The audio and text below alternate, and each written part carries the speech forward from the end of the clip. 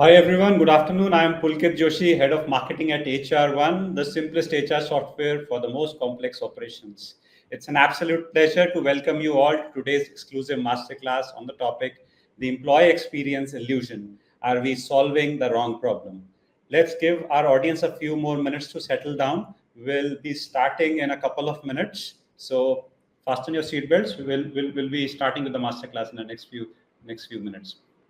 Uh, but until that happens, I would request those of you who have joined us through LinkedIn Live to drop in comments and let us know where you are joining us from.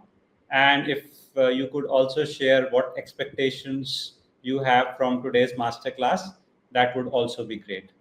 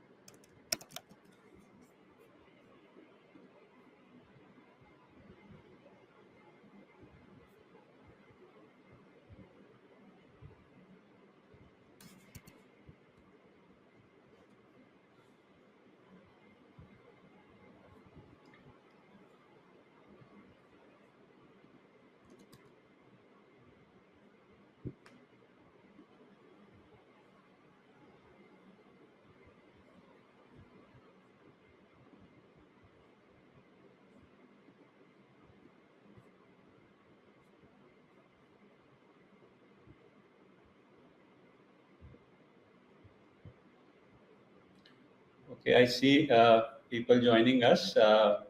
We'll start in next 1 minute or so. Thanks to everyone for joining us today. I'm looking at the comment section. Yeah, please feel free to drop in your comments and let us know what you're expecting from today's session. I repeat, would love to know where you are joining us from. I see a few names here. So people from Mumbai, Chennai.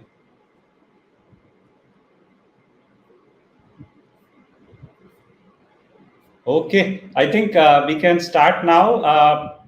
So you're aware about the topic, right? The employee experience illusion. Are we solving the wrong problem? We've all heard the buzz about, employee experience, surveys, engagement initiatives, and tech-first solution. But here's the real question: are we truly addressing the root cause of disengagement, or simply decorating the surface? To help us dig deep into this provocative topic, we have with us an incredibly accomplished HR leader, Ms. Saumya Badgayan.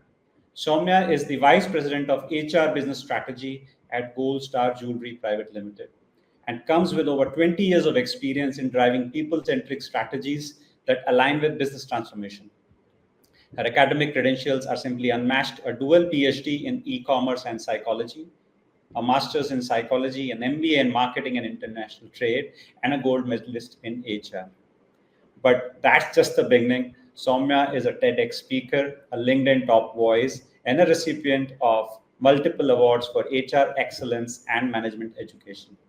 She has delivered keynotes at over 250 platforms, is a NASCOM and Skills Hack mentor, a YouTube creator, and a professor of practice at leading institutions like Woxen University and LPU. Her mission is powerful: to empower people and organizations to go through learning, innovation, and strategic transformation, all while promoting collaboration and diversity. So, buckle up for a session that challenges conventional wisdom and inspires action. With that, let's welcome Ms. Saumya Badgayan to decode the illusion around employee experience and explore what really needs fixing. Dr. Saumya, the stage is all yours. Thank you. Thank you so much, Pulkit ji, and such a wonderful afternoon with beautiful people joining in through LinkedIn Live. Thank you everyone for giving me this opportunity, especially to HR1 and Pulkit ji. Also, needless to say that Bharat is there backstage manning all of this. So thanks a lot, guys, for being here. Well, when Pulkit ji, approached me that we want to do a master class, and that's where we decided, by what is the subject that we want to touch on, and I said, you tell me. And he said, well, why not do something on employee experience? And I said, well, employee experience is no longer a buzzword, it is a business priority now.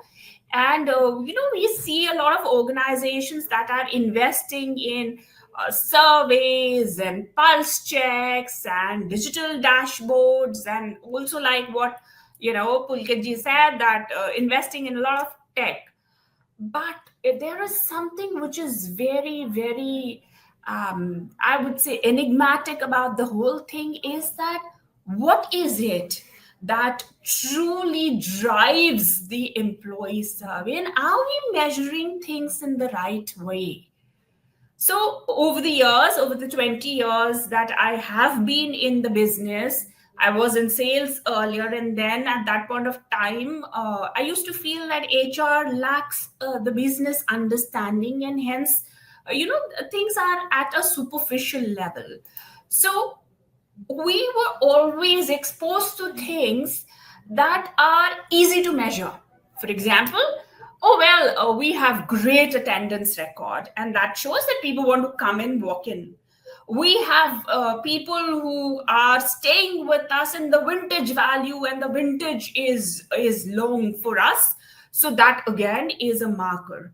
But is that a marker? Right? We often have a scale which moves on a Likert level from 0 to 1, and people are supposed to tick mark those radio buttons. But so much of employee surveys is leading to employees saying, "Oh my God, I just want to just get away with it. I do not want to. I'll just do it for the heck of doing it." Right? And that's where a lot of survey fatigue has set in, which is getting us a lot of superficial answers. Employees at times are finding it difficult to relate and are giving us very safe answers because they don't want to get on the other side of, the wrong side, as we say, of the things. And when we get the wrong answer, so garbage in, garbage out. So whatever is input in the survey, that's what, and that is where one fault lies.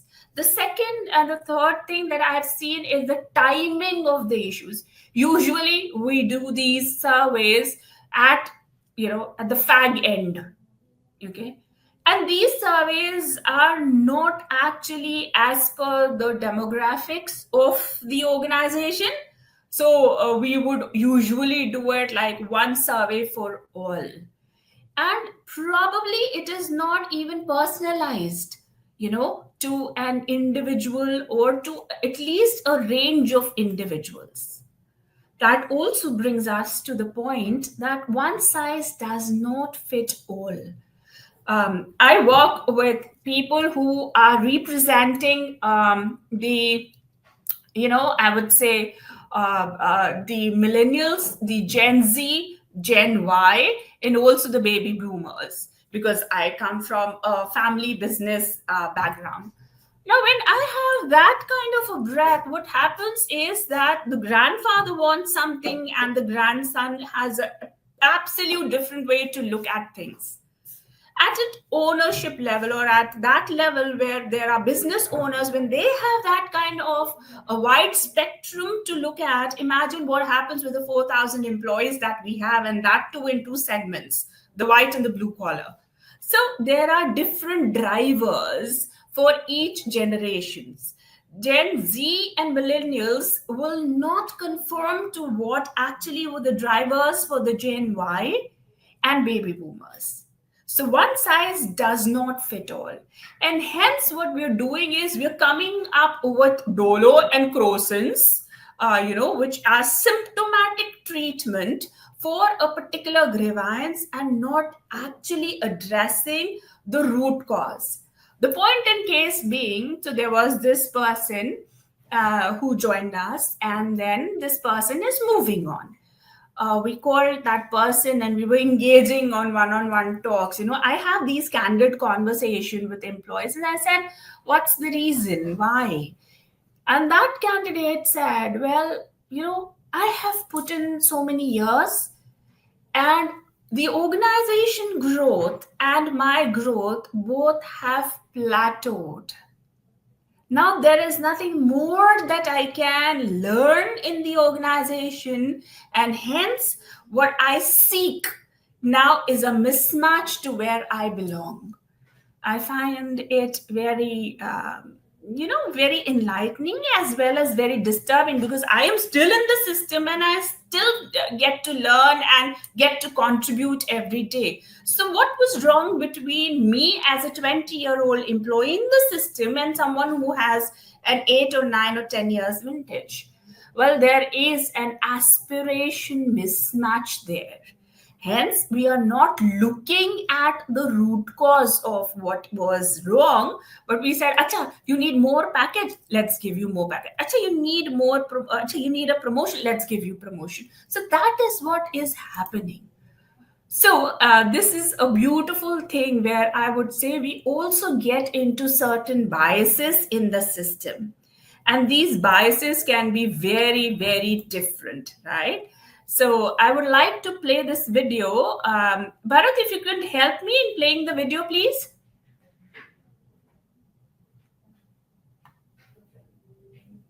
Bharat, are you there? Yes, Saumya. So you Yeah, can could play you the help me? video from your side. You can press the space bar. Sorry, You can press the space bar on your system. I am pressing the space bar, but somehow it's not playing. Let me just check. Just 1 second.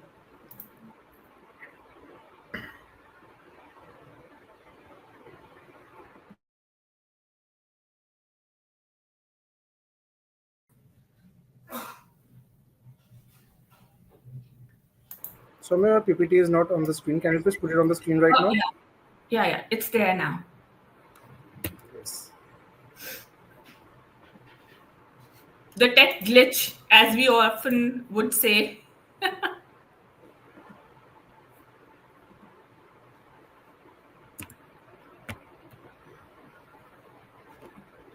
I'm just checking it. Just 1 second. Yeah, sure.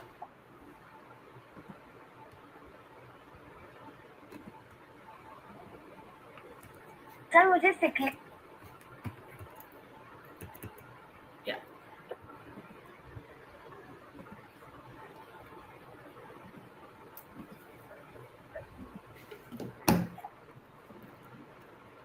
So in this particular video, what you will be seeing is, are people who have this kind of a bias against, the women and the. Leave चाहिए था क्या हुआ तो मुझे छींका यार office में हाँ वही सिक लीव लेगी तो मन कैसे लगेगा लोगों का काम करने में? लेकिन सर अपन को इनका ध्यान रखना चाहिए। सर, आपको सिर्फ कंपनी यही की है। तरफ से 4.5 लाख रुपए मेडिकल एक्सपेंस, आप अपना प्रॉपर ध्यान रखिए सर। एम्स में आप करवा दें। ओके, आप छुट्टी पे जाइए। सर फ्लू हो जा रहा है क्या है फ्लू? कुछ नहीं हो, कुछ नहीं है फ्लू फ्लू। ये बड़ा बबली। अरे क्या खांसी थी? यहाँ पे मत खांस, यहाँ से निकल और फिर खांस। सर सिक लीव चाहिए। अरे कोई सिक हिंदू लीव नहीं भाई पॉलिसी में है, कहीं पॉलिसी में है लीव की बातें। तबीयत खराब, तबीयत मरा तो नहीं है ना? बाबा सिर हुआ क्या? और ऑफिस टाइम में ये सब नहीं, ठीक है? इसके बाद बीमार हो, अभी चक्कर खा के गिर गया था यहाँ पे। अभी इंक्रीमेंट टाइम तो तबीयत खराब नहीं होती है। कोई चीज टूट जाती, चक्कर खा के गिरा नहीं टूटा सर, चेयर टूटी है इसके कारण 1500 फाइन है। नहीं, चेयर तू ही बनाएगा सर, वैसे ही सैलरी कम है सर। खड़े हुए डोली 65 दीजिए। नहीं सर, ठीक है।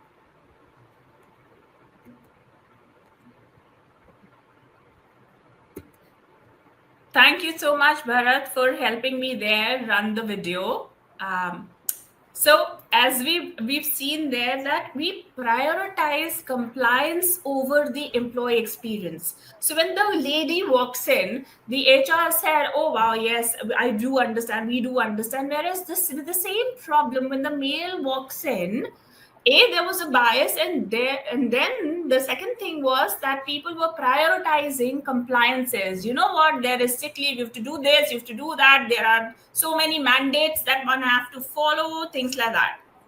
What happens here is that, irrespective of the gender that we are dealing with, is the organization doing a holistic, human-centric approach rather than making it a biased approach. Let's take one of the polls now. Bharat, can you run the poll, please?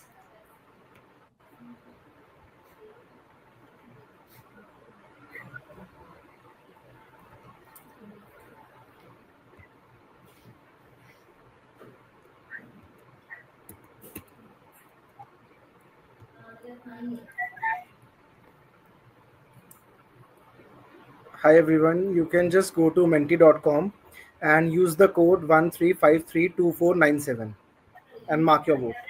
Thank you. So the poll here says, do you think employee initiatives actually miss the mark, or do they solve the problem? What, according to you, would be the right answer? And we're looking out for, your opinions and your views here.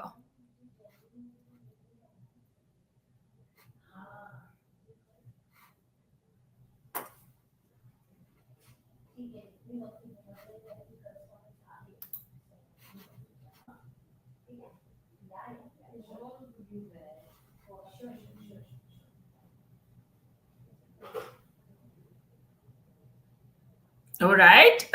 There's some of you who feel that they usually miss the mark, and some feel that they usually solve, the problem. Thank you very much for your inputs there. Thanks a lot.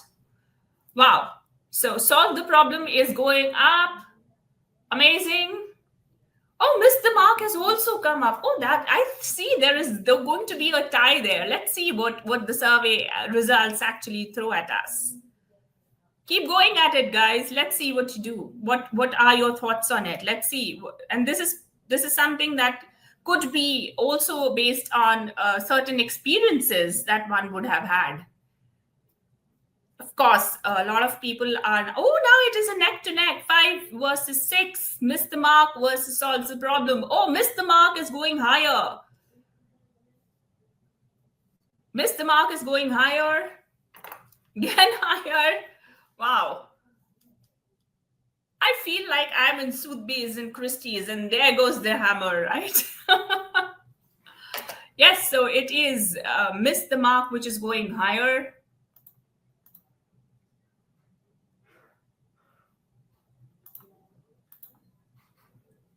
Amazing. Thank you, guys. Thank you for your input here. Thanks a lot. Right? Thank you so much. So where we've seen that it was a neck to neck, so some of us say that it misses the mark, and some of us say that it does solve the problem. However, most of the time we're seeing that we are focused and cued on in retaining the employee. Okay, this is the biggest pain point for the recruiters of the HR fraternity. Bhai, isko संभाल के रखो. It will be so difficult for me to get anyone as a replacement. The second would be, if you don't hold on to it, you know how much the new guy is going to cost you, at least 20 to 30% more, and may not come with these desired skill sets. And also cultural immersion would be an issue. So what do we do at these point of time? We need to invest in mentorship programs. We need to see whether we can port from one of the departments to the other, and absolutely clear leadership pipelines should be established in the system.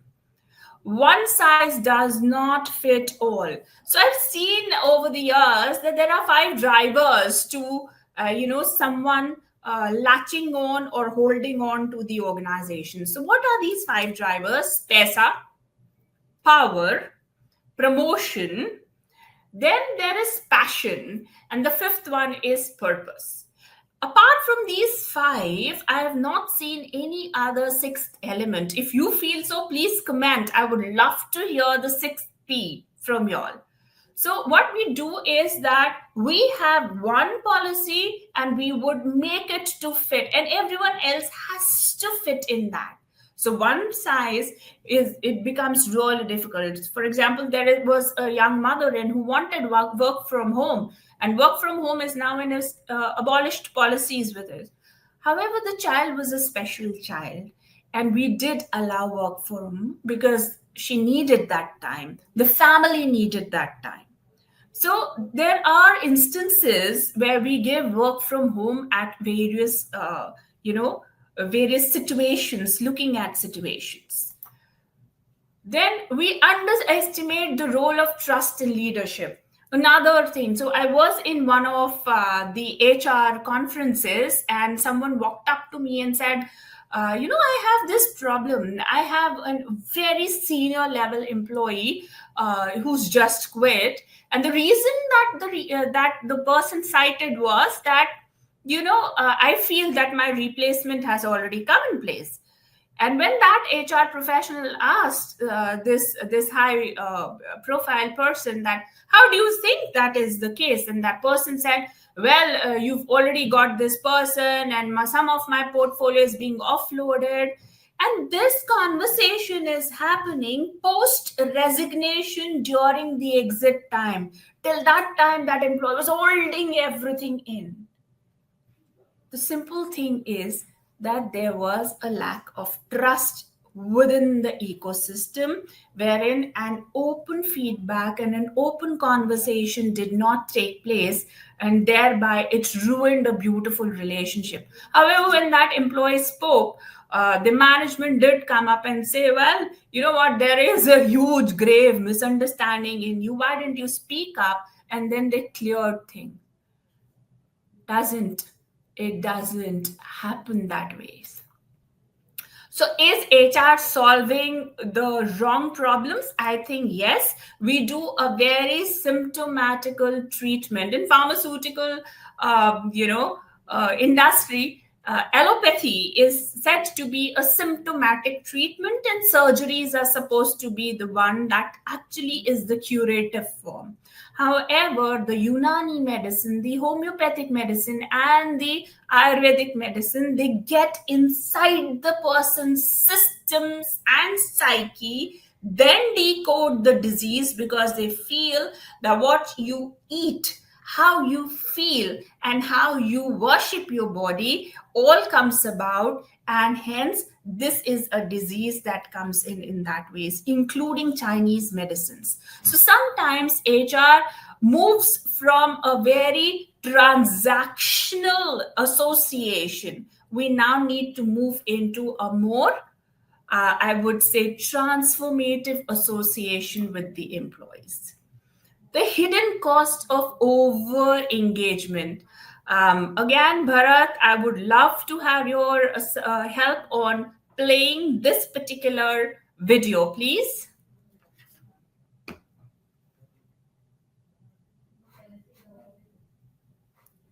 Bharat, are you there? Oh, yes.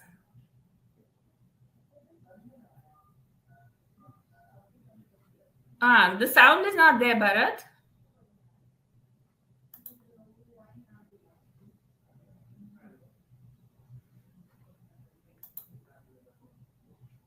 Yes, Saumya. You can't hear the sound? No, I couldn't hear the sound. Just one second. Yes.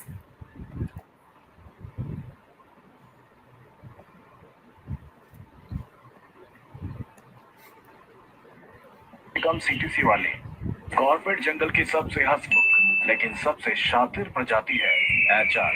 Hiring का मौसम आते ही ये अपने झुंड में कम से कम CTC वाले नर और मादा मजदूरों को शामिल करने के लिए सक्रिय हो जाते हैं। ये एचआर इन श्रावकों को 2 दिन के अंदर अपने कबीले में शामिल कराना चाहते हैं, परंतु झुंड का अगर कोई वर्तमान सदस्य इनसे अलग होना चाहे तो ये नोटिस पीरियड में 2 दिन पे एडजस्ट नहीं करते। मेरे पीछे जो आप कर्कश आवाज सुन रहे हैं वो एक मादा एचआर की है जो फन फ्राइडे के लिए एम्प्लॉयज को रिझाने में लगी है। एचआर प्रजाति की मान्यता है कि ऐसे कार्यक्रमों से समूह में वर्क लाइफ बैलेंस बना रहता है, हालांकि ये सिर्फ उनका भ्रम है।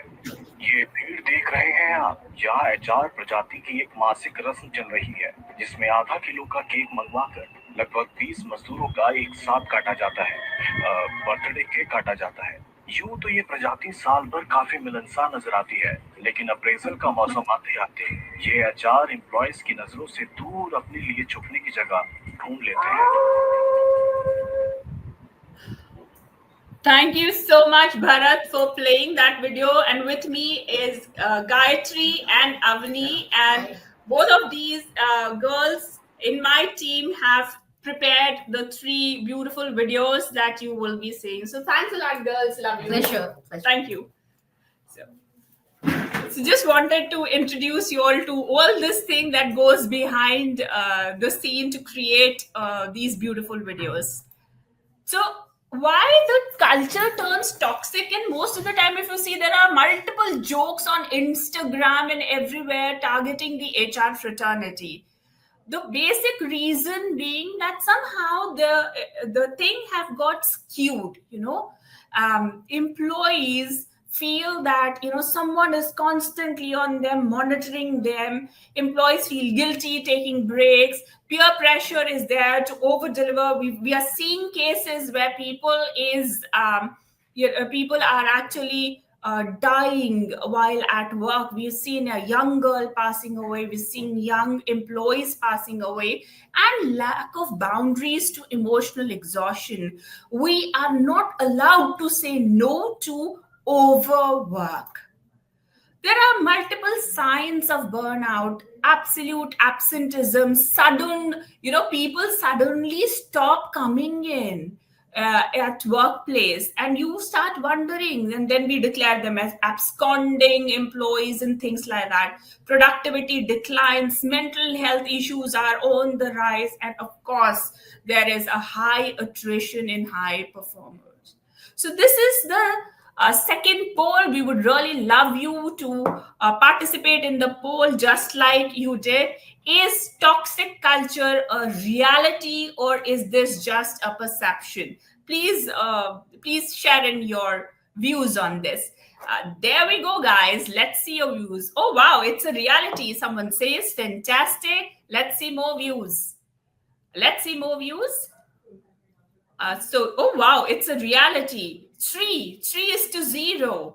3:0. So a maximum or 100% feel that toxic culture is a reality. Yes, please go on. Bharat has given us 30 seconds. Seven of us. Wow, 100% toxic culture is a reality. Wow. Amazing. 9, 10. Fantastic. 10 of us. 11 of us. Wow, that's scary. That number on the rise is actually scary. It's really scary. It's very scary. Wow. Thank you for the thumbs up, guys. Thanks a lot. 15. Wow. The unfortunate reality of the corporate world. That's what we are seeing here. 15 of us believe that, 100% of us, I would say, believe that toxic culture is a reality. My God. And it is rising. I believe that if Bharat had given us more time, this survey would have just blasted. Right. Yes, Akshita, we will definitely address your question. Thank you very much for your participation. Thanks a lot, Bharat. So a lot of times now what is happening is that we want to move away from the human element of people coming and talking because they felt that bhai inke samne to hum sachai nahi bol sakte. So well, now comes the age of AI and engagement. So chatbots have come in. So these chatbots are AI-powered virtual assistants for HR functions, and of course, they are 24/7 answering to basic queries. Even in our workplace, we have them आपकी leaves हुई, आपके दूसरे minor functions होते हैं, which the chatbot takes care, and of course it helps in onboarding, surveys and pulse checks. There are a lot of pros of it. A is the speed and efficiency, scalability, which we can do. Time support is very essential. It's not dependent on any one person, and of course it brings in a lot of data driven weightage to what we want to do. However, here is the dilemma. When someone is talking to a chatbot saying, hey, you know what, I feel melancholic today, the chatbot asks, is it because of the weather? Is it because your boss is doing this? Or is it because you are overburdened? None of these, dude. I just feel so, But that chatbot actually lacks empathy. The contextual conversations is not there. It will always talk in a scripted tone, and it does not take into consideration that movement's employees sentiment. So it is a non-binary tool. Can it really help? And most of us in HR fraternity are now getting this scare. Will our jobs be safe? So I'm also a visiting faculty to these B schools, and I've seen students are shying away from taking HR as one of the electives because they feel, madam, HR ka job to koi bhi kar sakta hai. And what people fail to understand it is that life is not between two punches in one lunch. So here is your third poll, dear friends. Does AI threaten HR's existence? So, Bharat, can you put up that poll for everyone, please? Let's see your sentiments on this. Does AI threaten HR's existence?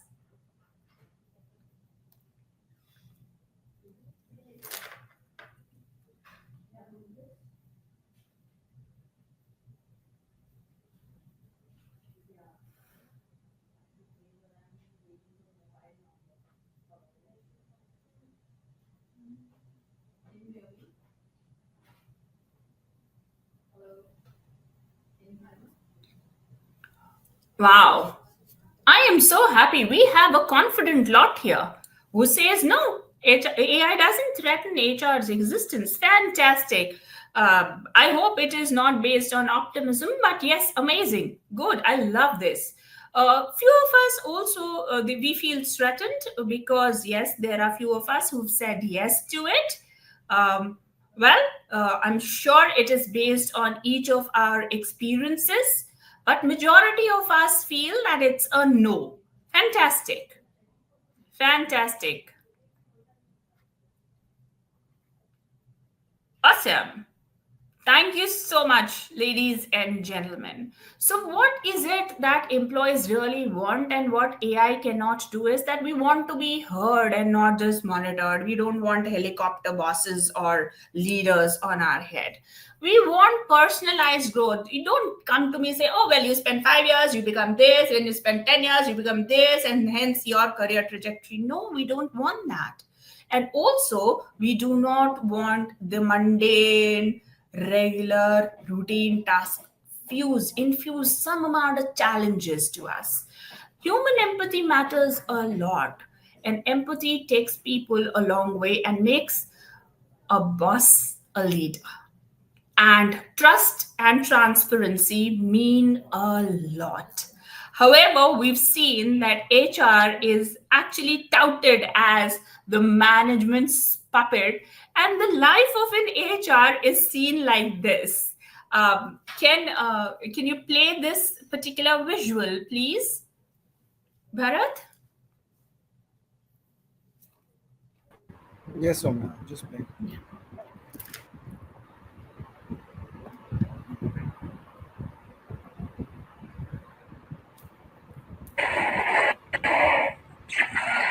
सुबह 9 बजे, सुबह 9:30 बजे,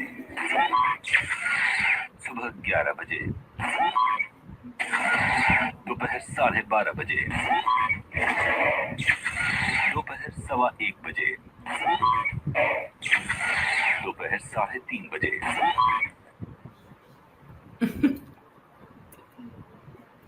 Thank you, Bharat. Thank you for that. So what this is the usual perception that people have about HR and about how people feel that HR is dealing with things, and hence ये सब तो AI भी कर सकता है, you know. But HR, it cannot be substituted by any of these where emotions are concerned by these tech features. So then we speak about gamification. Is this a quick fix or is it a cultural shift, you know, wherein we say let's bring on gamifications in a business scenario? What happens in a gamification is we bring in an element of competitiveness, we bring in an element of problem solving, we bring in an element of, you know, collective team spirit, and hence it triggers dopamines. It gets into your intrinsic motivation. Now what is it that motivates the person? It works best when it is aligned with the purpose and the learning. So in one of the L&D conferences, one of the trainers rightly said, you know what, I go and I give the training, but I also go back to the HR and say, hey, how have you implemented it and how has it helped the business?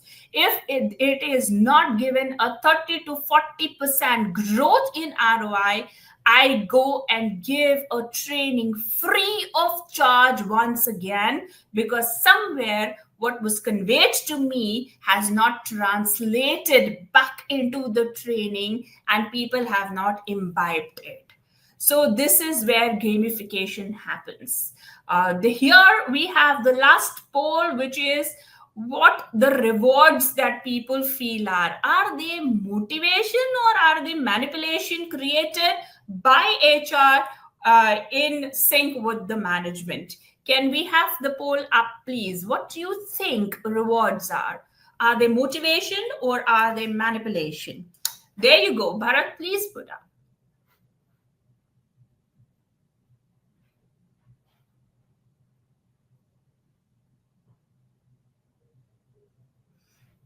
Thank you, Mahendraji. Thank you for your wonderful comment. Thank you. So wonderful. Two of us feel that motivation, wow, rewards are motivation. Amazing, amazing. Someone says manipulation, wonderful. And I would love to hear why manipulation, but wonderful. Most of us feel it is motivation. Super. Very well said. Right? Again, motivation. Amazing. Amazing. Manipulation is going higher. Motivation is going even higher. So most of us, yes. So there was someone who said, well, you know what, you don't want to give me this, hence you're giving me reward. So I guess that is what is understood of when people say that rewards are manipulations. So yes, that happens also in certain scenarios and in certain organization. We've seen that happening. Yes. Yes. Again, it's motivation is winning. So rewards are motivation, and not just in the textual sense of it, but in the right way. Thank you so much, ladies and gentlemen, boys and girls, for your participation. Thank you so much. So, like I said, the 5 P's, and I'm looking out for the 6th P from you all. So, purpose and autonomy, you know, in our organization, we've been blessed with a management that does not micromanage us.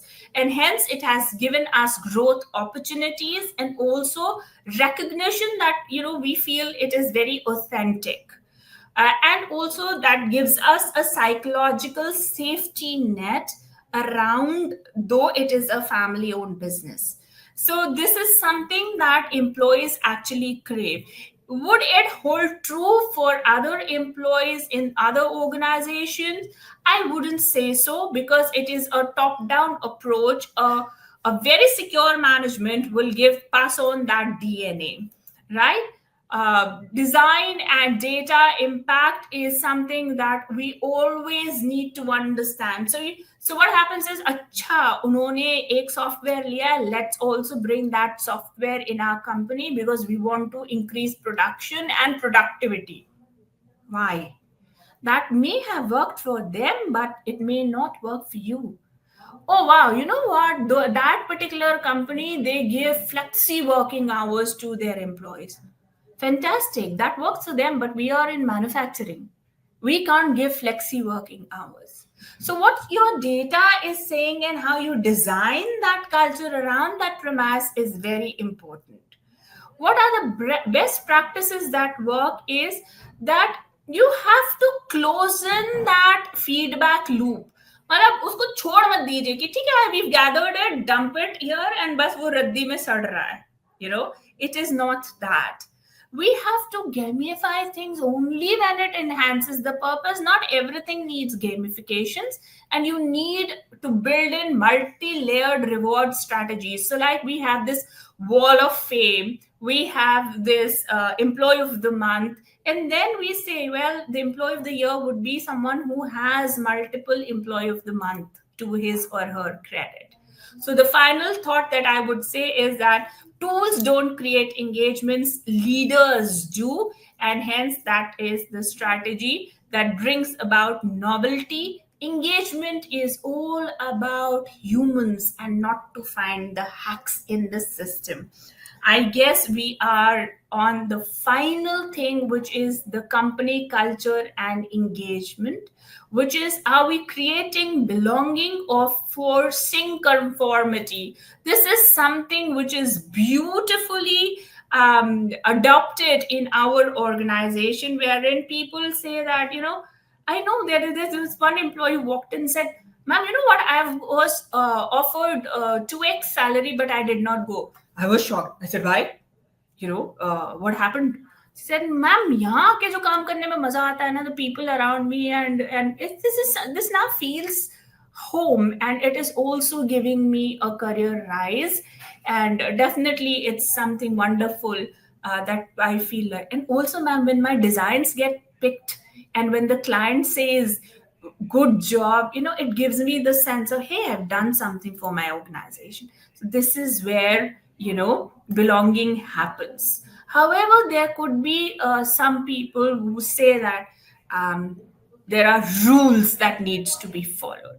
Rules are diktats. Advices are something that you should give. It is advice that you wear, you know, a certain dress code, because that is going to create safety for you both in the physical and emotional form, right? Penalizing different perspective is certainly not right. People should be given a voice. Lack of role models from diverse backgrounds is also something which is very important, which we also do. So there's this person in our organization who does the cleaning job, the housekeeping job. And when I saw that boy, I said, ye housekeeping type ka bachcha dikhta nahi hai. So I went up to him and asked him, you know, beta, what are your qualifications? He said, ma'am, I am a coral draw professional. Because of whatever, my father passed away suddenly in COVID, and hence I had to fend for my family, and hence I took up the cleaner's job. Today, that person was absorbed. You know, this incident happened, I think 7 months ago. He was absorbed as in our rendering team, and today he is a team leader of 5. So we take role models from these things, and we often give, like you saw the 2 beautiful women with me, they are from my diversity spectrum, and we give, it's not just a token with us. We have people who have walked the streets as prostitutes working with us. We have people who have certain criminal records working with us. Of course, there was a psychological test that they had to go through, so that, you know, we have to find out the psychotic and neurotic tendencies in people who have been in criminal cases. So we totally believe in inclusion in its entirety, and hence this is where the belonging becomes real. when employees feel seen and valued, new ideas are taken up, and we have these competitions happening. Bring in your ideas. They may not be good today, but we have the idea bank created for you. The third very important element is, are you auditing your culture? So is the one who is always ass licking getting rewarded? Someone who speaks up and gets rewarded, or stays silent gets rewarded? And whose stories get celebrated, and who's leaving quietly? That is something that people say a lot about. The future of engagement actually lies in authenticity and autonomy, and people will believe what they see and not what they hear or what they talk about. So be very careful of what is being shown, and you being the HR professional, that is your duty, I would say. And with this, we come to an end of this masterclass. I was given a certain time. I know I rushed through the slides because there were a lot of things that I wanted to talk about. But yes, purpose served. Thank you so much. Over to you, Bharat and Pulkit ji, for having me here. Thanks a lot.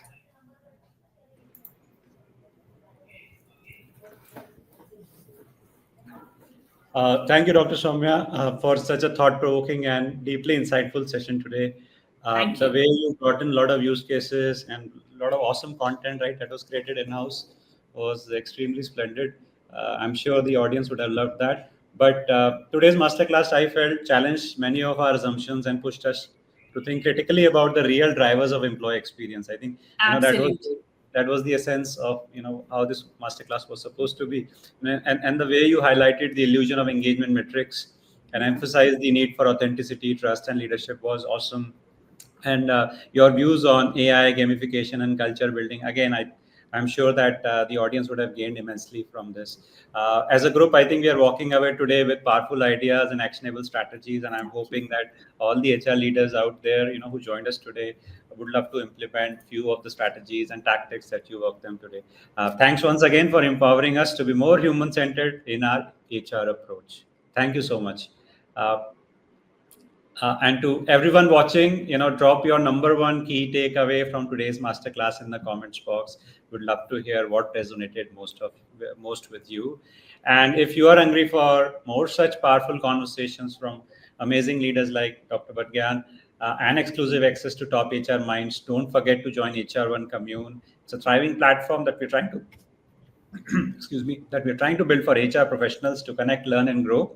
You'll find a QR code flashing on your screen now. So go ahead, scan the code, and join this vibrant community today.